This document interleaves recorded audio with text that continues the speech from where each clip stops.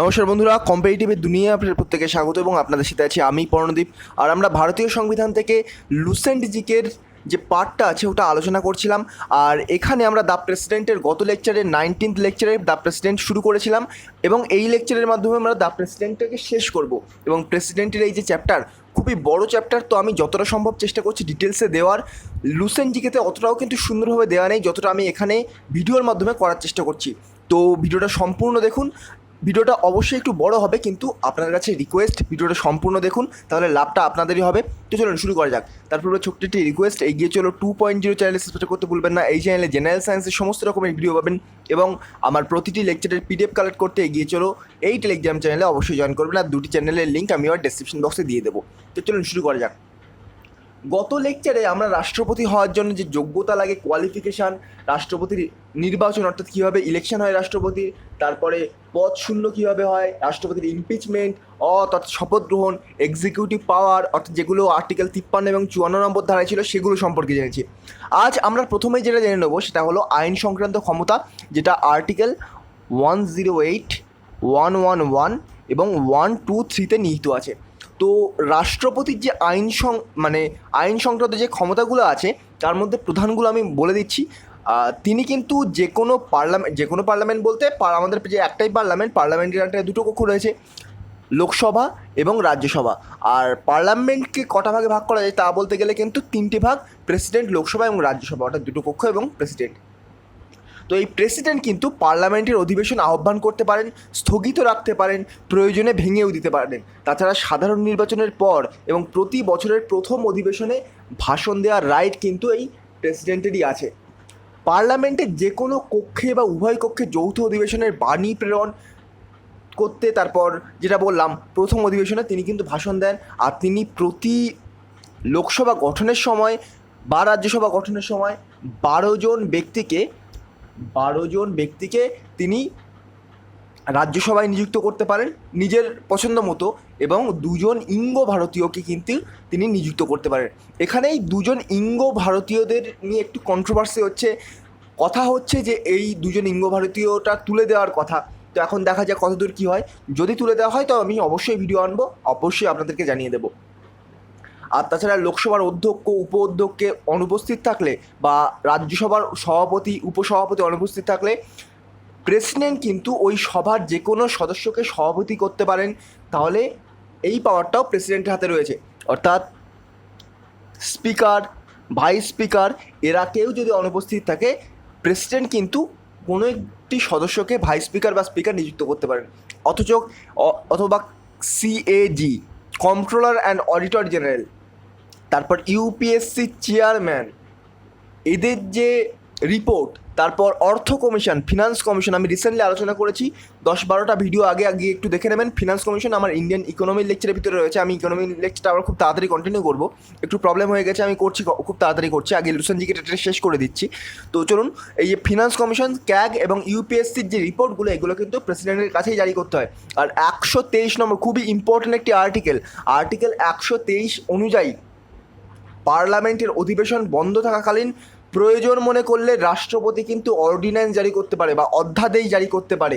তবে এই যে অধ্যাদেশ বা অর্ডিন্যান্স, এটা পার্লামেন্টের অধিবেশন শুরু হওয়ার দিন থেকে 6 সপ্তাহের মধ্যে এটি পার্লামেন্টের দ্বারা কিন্তু অনুমোদিত হতে হবে। ইম্পর্ট্যান্ট পয়েন্ট, আর্টিকেল 1, 2, 3 মনে রাখবেন।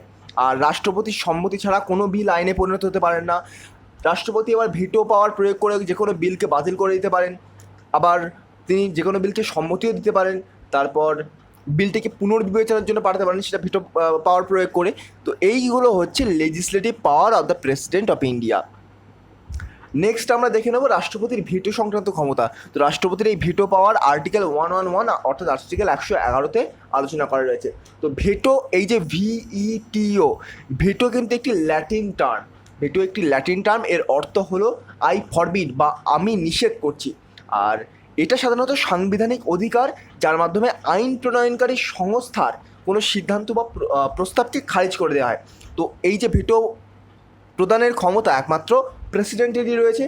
তো ভেটোকে টোটালি 4টে ভাগে ভাগ করা যায়, 4 ধরনের ভেটো রয়েছে। কিন্তু আমাদের ভারতীয় কনস্টিটিউশনে মাত্র 3টি ভেটোর কথা বলা রয়েছে। তো যে চারটি ভেটোর নাম হচ্ছে absolute veto, suspensive veto, qualified veto এবং পকেট ভেটো। কিন্তু ভারতে কোয়ালিফাইড ভেটোটা নেই। এবার আমরা এক এক করে দেখে নেব absolute veto, suspensive veto, qualified veto, pocket veto কী কী জিনিস। তো প্রথমে আমরা অ্যাবসলিউট ভেটোর কথা বলছি। ধরুন একটা বিল রাজ্যসভা এবং লোকসভায় পাস হয়ে গেছে, প্রেসিডেন্ট ডিরেক্টলি ওই বিলটাকে খারিজ করে দিতে পারেন। যে কোনো বিল প্রেসিডেন্টের সাইন ছাড়া সেটা বিলটা অ্যাক্টে পরিণত হতে পারে না। তো রিসেন্টলি দেখলেন সিটিজেনশিপ অ্যামেন্ডমেন্ট বিল ছিল, প্রথমে সিএবি বলা হচ্ছিল, ক্যাব বলা হচ্ছিল, তারপরে হঠাৎ করে হয়ে গেল সিএএ। প্রথমে ছিল সিটিজেনশিপ অ্যামেন্ডমেন্ট বিল, তারপরে হয়ে গেল সিটিজেনশিপ অ্যামেন্ডমেন্ট অ্যাক্ট। তো ওটা বিলটা অ্যাক্টে কীভাবে পরিণত হলো? প্রেসিডেন্ট সাইন করেছেন বলেই সেটা বিলটা অ্যাক্টে পরিণত হয়েছে। তো প্রেসিডেন্ট যদি ওই বিলটাকে সাইন না করতেন তাহলে ওই বিলটা কিন্তু কোনোদিন অ্যাক্টে পরিণত হতে পারতো না এবং সেটাকে সাসপেন্ড করে দেওয়া হতো। আর এই যে পাওয়ার, প্রেসিডেন্টের এই যে পাওয়ার বিলটাকে সম্পূর্ণ খারিজ করে দেওয়ার, এটাই কিন্তু অ্যাবসলিউট ভেটো। অর্থাৎ এটি একটি রাষ্ট্রপতির বিশেষ ক্ষমতা যার মাধ্যমে তিনি যে কোনো বিলকে সম্মতি জ্ঞাপন না করে একেবারে ডিরেক্টলি অস্বীকার করতে পারেন, আর এর মাধ্যমে এই বিলটাকে সম্পূর্ণভাবে খারিজ করে দেওয়া হয়। এই হচ্ছে অ্যাবসলিউট ভেটো। নেক্সট রয়েছে সাসপেন্সিভ ভেটো। সাসপেন্সিভ ভেটো মানে কি? ওই যে ধরুন সিটিজেনশিপ অ্যামেন্ডমেন্ট বিল চলছিল, ওই বিলটার মাধ্যমে কি বলা হয়েছে?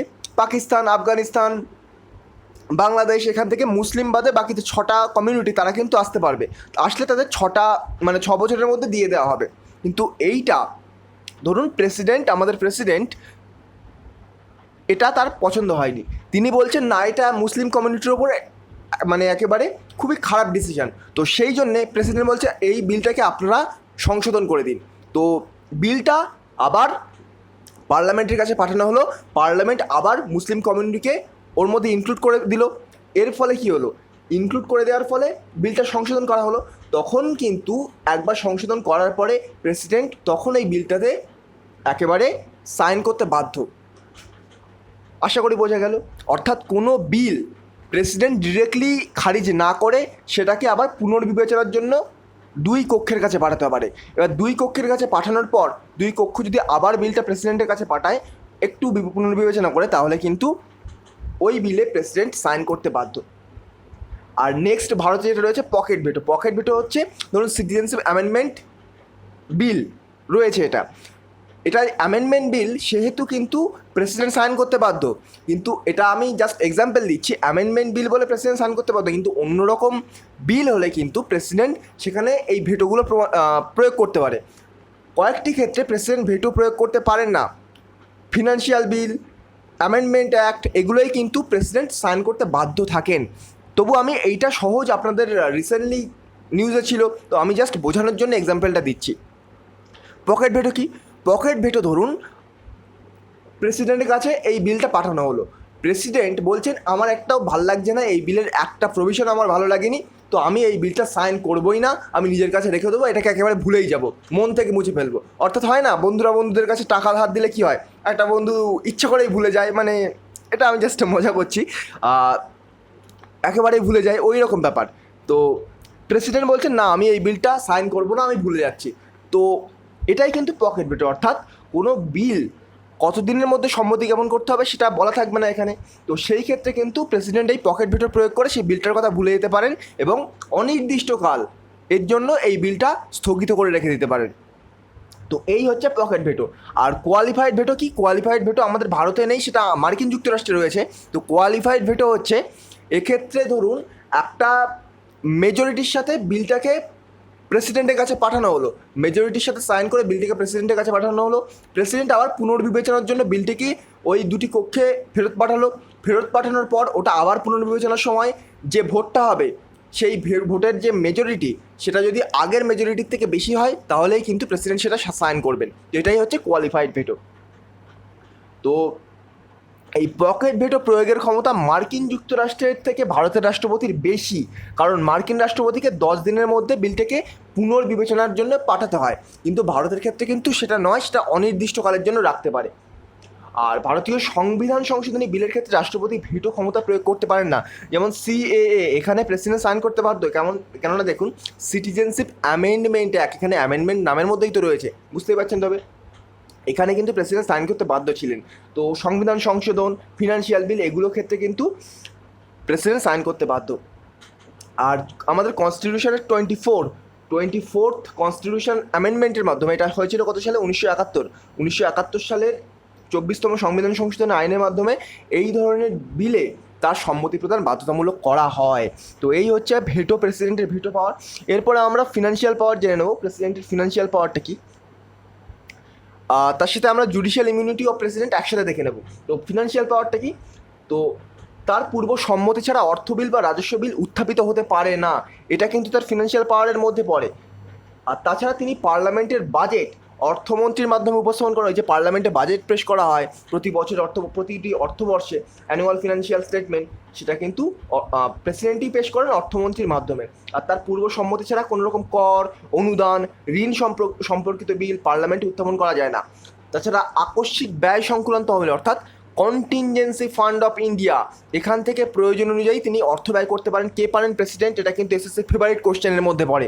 আর কেন্দ্র এবং রাজ্যগুলির মধ্যে রাজস্ব বন্টনের জন্য প্রতি 5 বছর অন্তর তিনি কিন্তু অর্থ কমিশন গঠন করেন। এটা আমি রিসেন্টলি আলোচনা করেছি, 10 থেকে 15টা লেকচারের মধ্যে রয়েছে ফিনান্স কমিশন সম্পর্কে। তো একজন আমাকে কমেন্ট বক্সে জানিয়েছিলেন যে ফিনান্স কমিশনে রাষ্ট্রপতি করেন নাকি অন্য কেউ করেন। তো আমি তার কনফিউশন দূর করে দিয়েছিলাম কমেন্টের মাধ্যমে। তবু বলছি, ফিনান্স কমিশন কিন্তু রাষ্ট্রপতিই গঠন করেন, মনে রাখবেন, ইম্পর্টেন্ট। আর judicial immunity of to president, যেটা কি জুডিশিয়াল ইমিউনিটি কি, প্রেসিডেন্ট কিন্তু জুডিশিয়াল ইমিউনিটি এনজয় করেন। তো প্রেসিডেন্টের বিরুদ্ধে কোনো রকম ক্রিমিনাল কেস করা যাবে না যখন তিনি তার টেনিউরে থাকছেন। তারপর প্রেসিডেন্ট কোনো রকম তার কাজের জন্য অ্যান্সারেবল নন। আর সুপ্রিম কোর্ট এবং হাইকোর্টের শীর্ষ বিচারপতি ও অন্যান্য বিচারপতিকে তিনি নিযুক্ত করতে পারেন, এটাও তার বিচার সংক্রান্ত ক্ষমতার মধ্যে পড়ে।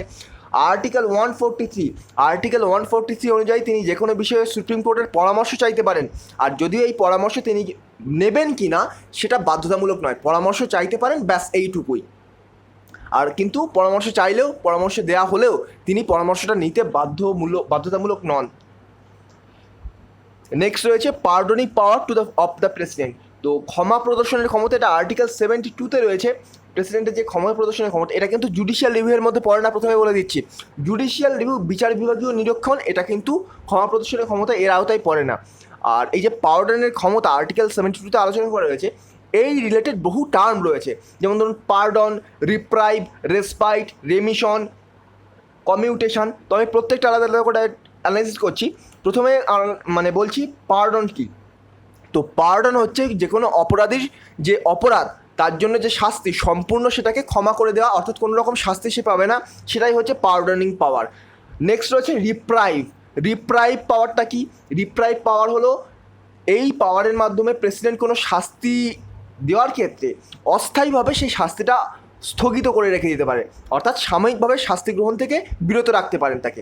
তাছাড়া রেসপাইট রয়েছে। এছাড়াও রেসপাইট কি, অর্থাৎ ধরুন একজন, তাকে অনেকটা শ্রমমূলক শাস্তি দেওয়া হয়েছে, কিন্তু তার যে শাস্তি সে গ্রহণ করতে পারবে না, তার শারীরিক কন্ডিশন খুব খারাপ, তখন তাকে কম শ্রমমূলক শাস্তি দেওয়া হলো, তো এটাই কিন্তু রেসপাইট।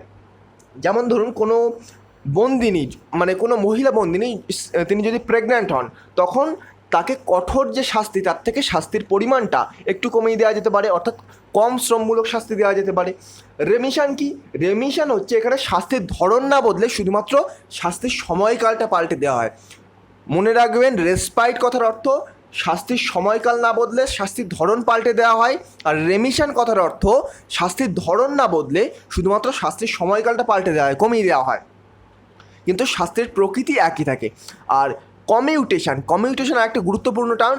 এর মাধ্যমে কিন্তু যে কোনো স্থায়ীভাবে কোনো কঠোর শাস্তিকে সহজে পালনীয় যে কোনো শাস্তিতে পরিণত করা হয়। তো কমিউটেশনের সাথে রেসপাইটের অনেকটা মিল রয়েছে।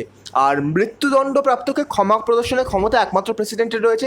রাজ্যপালেরও পার্ডনিং পাওয়ার রয়েছে, কিন্তু সেটা 161 আর্টিকেল 161 অনুযায়ী রাজ্যপালেরও ক্ষমা প্রদর্শনের ক্ষমতা রয়েছে, কিন্তু তিনি মৃত্যুদণ্ড কিন্তু ক্ষমা করতে পারেন না। কিন্তু তিনি মৃত্যুদণ্ড ক্ষমা করতে না পারলেও মৃত্যুদণ্ডকে স্থগিত রাখতে পারেন এবং মৃত্যুদণ্ডকে অন্য শাস্তি থেকে পরিণত করতে পারেন। By changing death sentence to life imprisonment, অর্থাৎ যাবজ্জীবনের শাস্তি দিতে পারেন তার ডেথ সেন্টেন্সকে চেঞ্জ করে। তো এটা কিন্তু রাজ্যপালের কাছেও রয়েছে এই পাওয়ারটা। নেক্সট রয়েছে ডিপ্লোম্যাটিক পাওয়ার অর্থাৎ কূটনৈতিক ক্ষমতা। তারপর যেমন ধরুন বিদেশি কূটনৈতিক প্রতিনিধিত্বে তিনিই কিন্তু স্বাগত জানান, অর্থাৎ ধরুন বাইরের কোনো দেশ থেকে, আমাদের মার্কিন যুক্তরাষ্ট্র থেকে যদি কোনো ডিপ্লোম্যাট আসেন তাকে কিন্তু প্রেসিডেন্ট আহ্বান করেন। তারপর বিভিন্ন রাষ্ট্রের দূত, হাই কমিশনার, তারপর হাই কমিশনার আছে আমাদের, দেখুন হাই কমিশনার আর অ্যাম্বাসি, এইটা নিয়ে আমি একদিন অ্যানালিসিস করব। কমনওয়েলথের কান্ট্রি মানে যারা ইংল্যান্ডের আগে উপনিবেশ ছিল তাদের ক্ষেত্রে একরকম টার্ম ইউজ করা হয়, যারা ছিলেন না তাদের ক্ষেত্রে একরকম টার্ম ইউজ করা হয়, একদিন অ্যানালিসিস করবো আমি এটা। আর আন্তর্জাতিক চুক্তি, দ্বিপাক্ষিক চুক্তি, কনভেনশন বা প্রোটোকল ইত্যাদি কিন্তু রাষ্ট্রপতির নামেই সাইন করা হয়। অনেক সময় দেখবেন বিভিন্ন আন্তর্জাতিক চুক্তি, দ্বিপাক্ষিক চুক্তি, বাইল্যাটারাল যে চুক্তিগুলো হয় সেগুলো অনেক সময় প্রেসিডেন্ট সাইন করেন, কিন্তু যে প্রেসিডেন্ট সাইন করলেও সেটা কিন্তু প্রাইম মিনিস্টার সাইন করেন, অনেক সময় প্রাইম মিনিস্টার সাইন করেন, কিন্তু প্রাইম মিনিস্টার সাইন করলেও সেটা কিন্তু প্রেসিডেন্টের নাম নিয়েই হয়। তো এটাই কিন্তু প্রেসিডেন্টের ডিপ্লোম্যাটিক পাওয়ার। নেক্সট রয়েছে মিলিটারি পাওয়ার। মিলিটারি পাওয়ারে তেমন কিছু বলার নেই, তিনি ভারতের প্রতিরক্ষা বাহিনীর সর্বাধিনায়ক অর্থাৎ সুপ্রিম লিডার বা সুপ্রিম কমান্ডার, এটা মনে রাখতে হবে। আর তিনি স্থলবাহিনী, নৌবাহিনী এবং বিমান বাহিনীর প্রধানদের নিয়োগ করেন। আমাদের এয়ারফোর্স, আর্মি, নেভি এদের প্রধান কিন্তু আমাদের এই প্রেসিডেন্ট। আর কোনো রকম আণবিক যুদ্ধ ঘোষণার ক্ষমতা প্রধানমন্ত্রীর রয়েছে, এক্ষেত্রে কিন্তু রাষ্ট্রপতি ক্ষমতাটা একটু সীমিত। আর কোনো রাষ্ট্রের বিরুদ্ধে যুদ্ধ ঘোষণা বা শান্তি স্থাপন করতে সেটা আবার প্রেসিডেন্ট পারেন, কিন্তু এক্ষেত্রে তাকে পার্লামেন্টের অনুমতি নিতে হয়। কিন্তু আণবিক যুদ্ধ ঘোষণার ক্ষমতা প্রধানমন্ত্রীর রয়েছে। নেক্সট আমরা চলে যাব emergency power of the president. তো আমাদের টোটাল 3টে এমার্জেন্সি পাওয়ার রয়েছে। কী কী?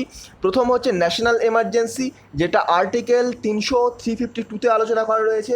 তারপরে রয়েছে স্টেট ইমার্জেন্সি, যেটা আমাদের আর্টিকেল 356-এ আলোচনা করা রয়েছে।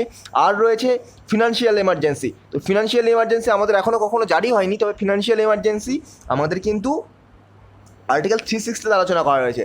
এই আর্টিকেল 352-তে যে ন্যাশনাল এমার্জেন্সি, এটা আমাদের এখনও পর্যন্ত 3বার জারি করা হয়েছে। আর স্টেট এমার্জেন্সি শতাধিকবার জারি করা হয়েছে, কিন্তু ফিনান্সিয়াল এমার্জেন্সি একবারও জারি করা হয়নি। তো প্রথমে আমরা দেখে নেব জাতীয় জরুরি অবস্থার ক্ষেত্রে, অর্থাৎ আমরা দেখব প্রথমে national emergency. National emergency article 352-তে আলোচনা করা হয়েছে। ন্যাশনাল এমার্জেন্সি আর্টিকেল 352-তে আলোচনা করা রয়েছে। তো এই যে ন্যাশনাল এমার্জেন্সি জারি হতে পারে কোন কোন ক্ষেত্রে? ধরুন কোনো রকম ভারতের সাথে কারো যুদ্ধ লেগেছে, তারপর ভারতের অভ্যন্তরীণ বিশৃঙ্খলা দেখা দিয়েছে, বহিরাগতরা আক্রমণ করেছে, এরকম ক্ষেত্রে কিন্তু ন্যাশনাল এমার্জেন্সি দেখা যেতে পারে। আর ক্যাবিনেটের লিখিত সুপারিশ ক্রমেই কিন্তু রাষ্ট্রপতি এরূপ অবস্থা ঘোষণা করতে পারেন। ক্যাবিনেটের লিখিত সুপারিশ ছাড়া রাষ্ট্রপতির এই ক্ষমতাটা নেই। আর এরূপ ঘোষণাকে 1 মাসের মধ্যে পার্লামেন্টের সমর্থন লাভ করাতে হয়। আর তাছাড়া পার্লামেন্টের অনুমোদন, এইরূপ যে ক্ষমতা, এইরূপ যে অবস্থা, সেটা 6 মাস পর্যন্ত জারি থাকতে পারে। আর প্রত্যেক 6 মাস অন্তর পার্লামেন্টের সমর্থনে অনির্দিষ্টকালের জন্য এটাকে প্রসারিত করা যেতে পারে। যেমন ধরুন আমাদের 1975 সালে ইন্দিরা গান্ধীর আমলে যে আমাদের যে ন্যাশনাল এমার্জেন্সি লেগেছিল, এটাকে প্রচুর পরিমাণে ক্রিটিসাইজ করা হয়েছিল যে অ্যাকচুয়ালি নিজের ক্ষমতায় থাকার জন্য বা সাধারণ মানুষের রাইটকে দাবিয়ে রাখার জন্য ইন্দিরা গান্ধী কিন্তু এই ন্যাশনাল এমার্জেন্সি জারি করেছিলেন। তো এখনও পর্যন্ত আমাদের 3বার জারি করা হয়েছে। কত সালে? 1962 সালে, যখন ভারত এবং চায়নার মধ্যে যুদ্ধ হয়েছিল। তারপরে আমাদের 1971 সালে যখন ভারত পাকিস্তানের মধ্যে যুদ্ধ হয়েছিল। আর তারপরে 1975 সালে, এটা কিন্তু ভারত চীনের যুদ্ধ। এখানে 1971 সালে কিন্তু যেটা মুক্তিযুদ্ধ, বাংলাদেশের মুক্তিযুদ্ধ, সেই টাইমটা ভারত যুক্ত হয়ে পড়েছিল, ভারত পাকিস্তানের যুদ্ধ হয়েছিল, তখন কিন্তু ন্যাশনাল এমার্জেন্সি জারি করা হয়েছিল। আর 1975 সালে অভ্যন্তরীণ বিশৃঙ্খলার কারণে এটা জারি করা হয়েছিল। কিন্তু এইটা কিন্তু আমাদের মিসবিহেভ হয়েছিল, এই যে পাওয়ারের মিসবিহেভ করা হয়েছিল।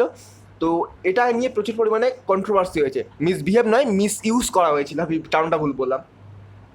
তো যখন এই ন্যাশনাল এমার্জেন্সি জারি থাকে তখন কিন্তু আমাদের ফান্ডামেন্টাল রাইটগুলো প্রত্যেকটা কার্যকর করা থাকে না, অর্থাৎ প্রত্যেকটা ফান্ডামেন্টাল রাইটকে স্থগিত করে রাখা যায়।